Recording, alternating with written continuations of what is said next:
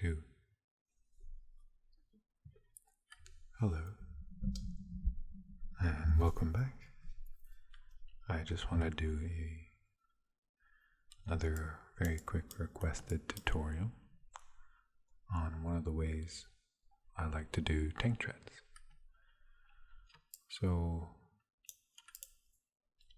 these are quite high poly. I just modeled them. They're not optimized or anything. That's up to you, the artist.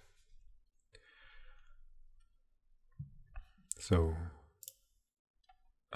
first thing you'll want is your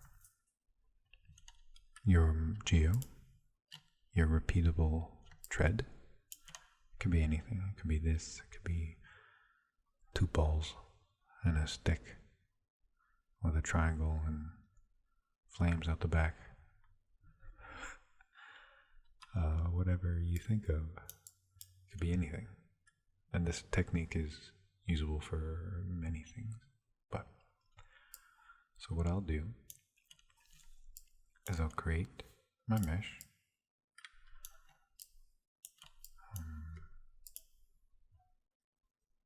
And make sure that it is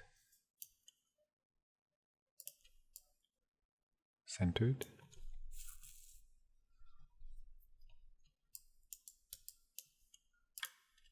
And your pivots are centered and your transforms are frozen. Center pivot and freeze transform can be found under modify. Freeze transformations, center pivot. And then you'll want to group these, and that group will need to be centered, snapped to origin, and then frozen. Next, you'll want to get your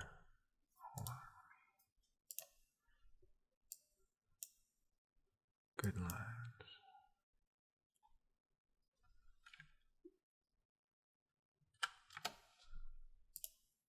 There we go. Just so we can see.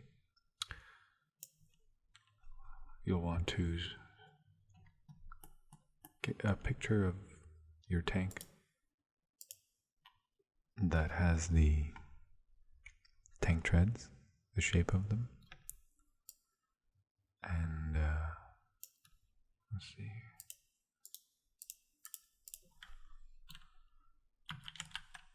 And keeping in the spirit of the Leopard 2A6.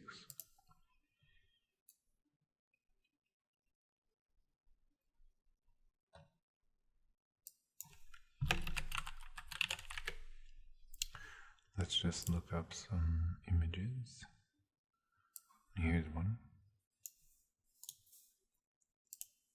So if I save that onto my desktop and then make a quick image plane.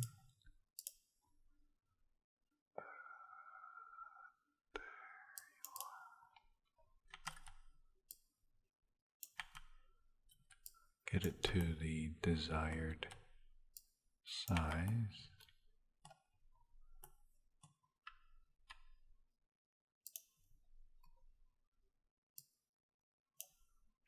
And now you can go to create.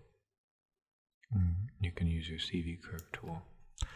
So the CV curve tool, you can just left click. Start to draw your curve.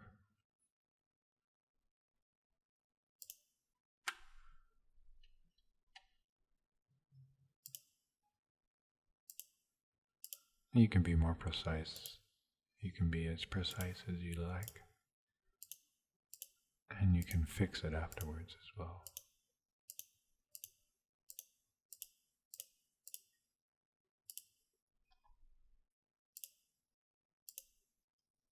By controlling the curves.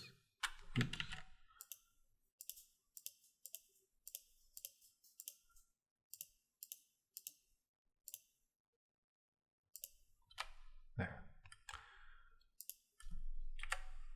So when you have your curve, make sure that it should come in at creation, frozen in the middle there. The pivot point should be at 0, 0, 0. And then what I like to do is I go to the mesh, and then I'll select my group. Then I turn on the mesh network. You'll notice it just created a bunch. So what I do is you click on this to open the editor, and this is all doable in your hotbox as well. You can press spacebar, hold it down, go down to mesh, create your network, and you can open the mesh editor here. So in the mesh editor, let's take the distance. We're not going to use this to calculate how far apart the pieces are, but we are going to need quite a bit. Let's leave it at 10 for now, and you'll see. Next, we would like to click on the main mesh network and add a curve node. This will let us input a curve. And if you hover over the box, it'll say accepts NURBS curve and Bezier curves. A CV curve is a NURBS curve. So while on the curve menu, middle mouse click and drag your curve into the box. And you'll notice everything just snapped to the curve. So after that, we can grab our group and we're going to rotate it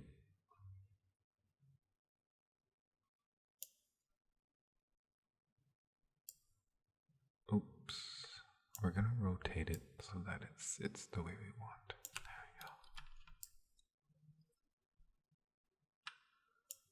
we go. And you'll see that they kind of line up nicely. So under the mesh curve, we're going to increase the step, because with a step, this is how you play with the distance between each piece.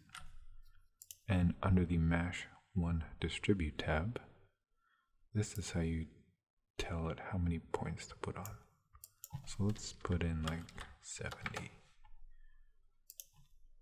Go back to the curves tab and just increase the step count. What we want is the first and last one to touch. So 1 full step count. And now we can simply add as many that we need to get it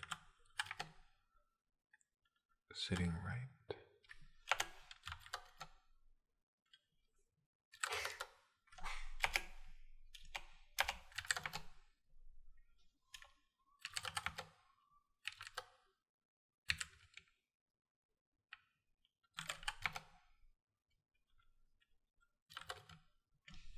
Let's go with 90.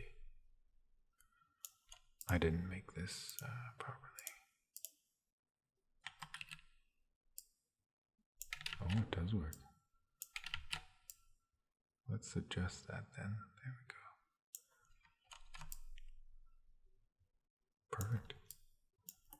And there's your tank treads. Now, obviously it's a little messy. You'll want to build them in a manner that they connect quite comfortably, because in this method, it's not distorting the geometry around the curve. It's just aligning it with the curve. So Yeah.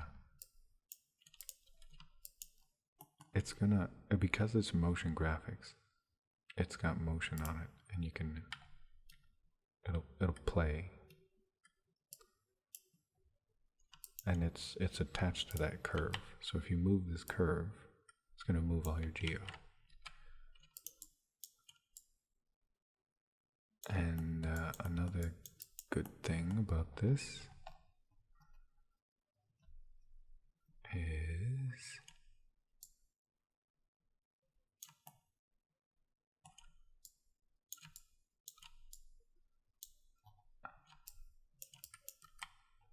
if we take pieces of the control vertex, we can maneuver the geo.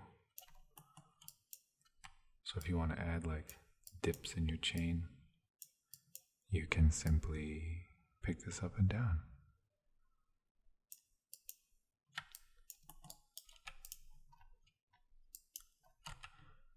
And then of course, if you duplicate that and move it away,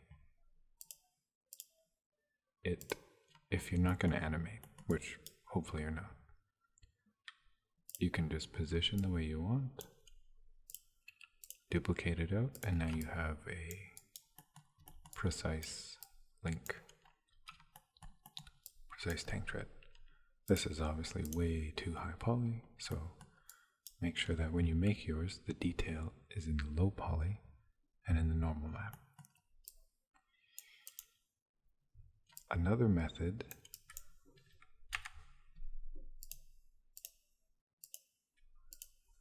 that some people do, and I'm just going to explain it, I'm not really going to show you. Some people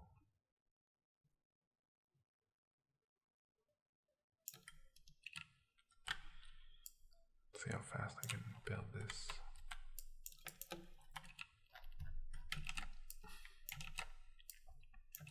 I'll just do this.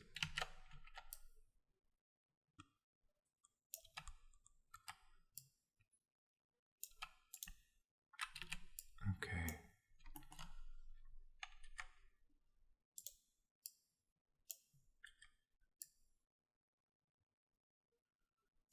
If you just create some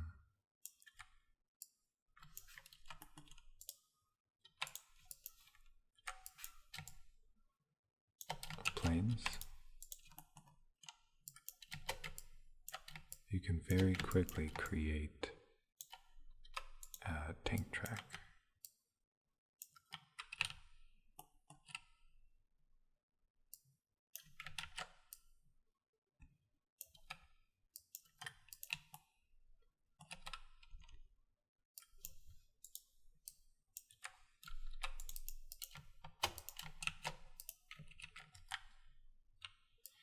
And we're going to duplicate that over.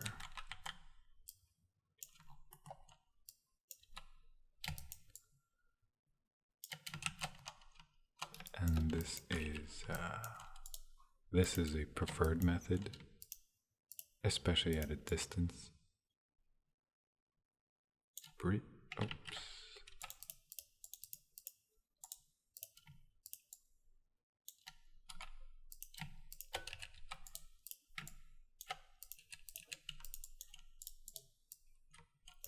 Some people will create a nice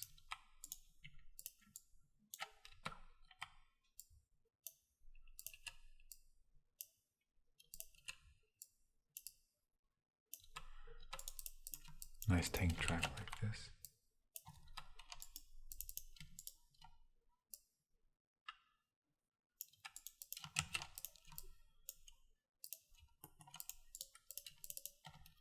And I'll show you a trick real quick before I call it quits. So they'll do something like this, right? And this works because a tank would have like wheels here, if you know what I mean.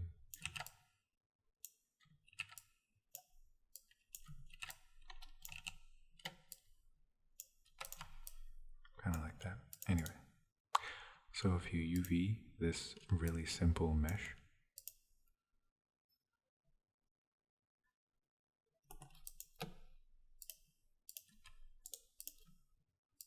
then you can rely entirely on your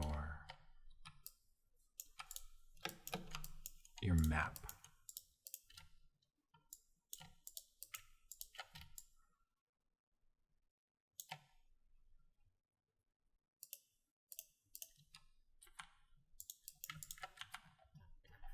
On your textures, then you don't have to worry about poly counts very much if you just make a really, really good looking texture.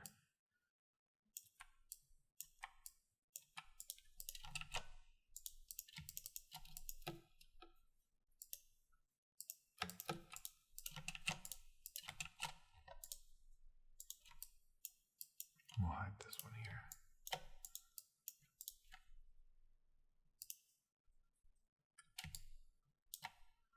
I'm gonna fold this out vertically.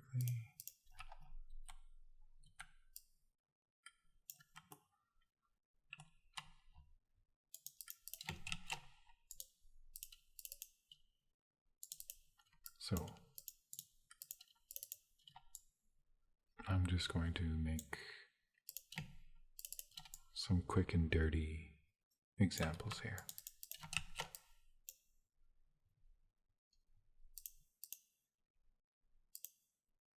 That I've prepared beforehand. I hope. Here we go.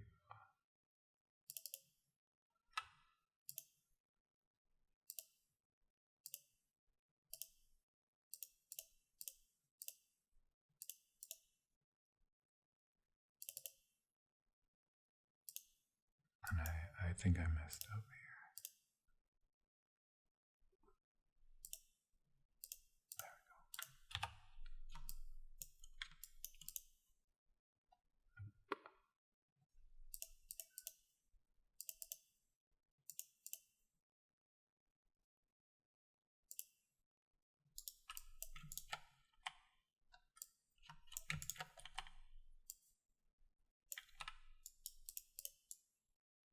I give the inside of this bin 1.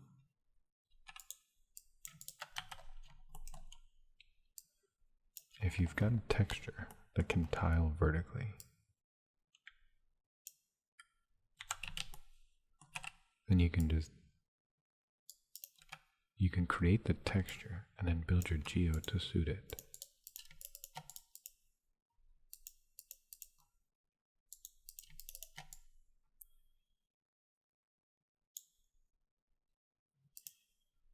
There we go, add this file. If I'll just drop this in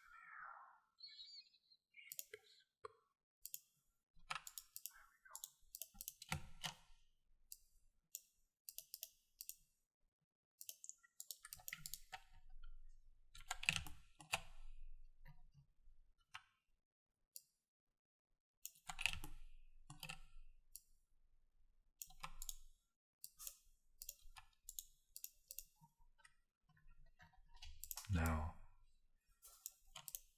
Now,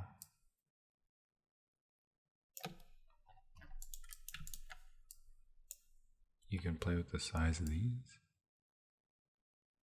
however you see fit.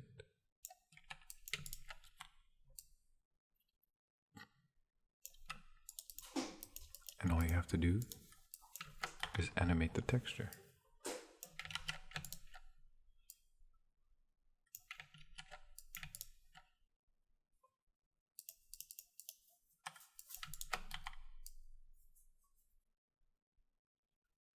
And it will look like they're moving.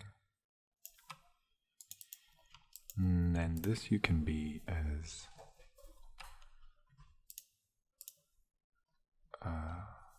generous with the geo as you need. Like, you could very simply add in, a raised track here.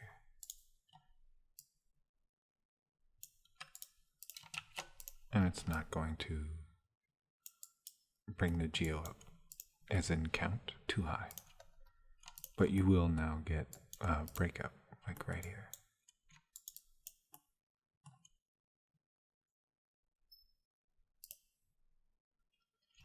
And this looks pretty good actually when you light it. If you had like actually good maps. These are just quick and dirty. This is a light, and it doesn't look too bad. It still works. So I leave that up to you now. There's the mash method, where you have very precise geo that is low poly enough that it's not going to kill your tank. Or you can do something like this, where you use textures and you just create like a big tube. You would obviously create a texture for the side, and you can use the same texture on this side. And that's that. So there's the mash method with the curves at the start of the video, or this method, and I leave that up to you. Thank you for watching, and I promise I'll have to take a break from these Maya videos because I've been getting requests through mail to do some sculpting, and that will be next. Thank you very much, and I'll talk to you again soon. Bye.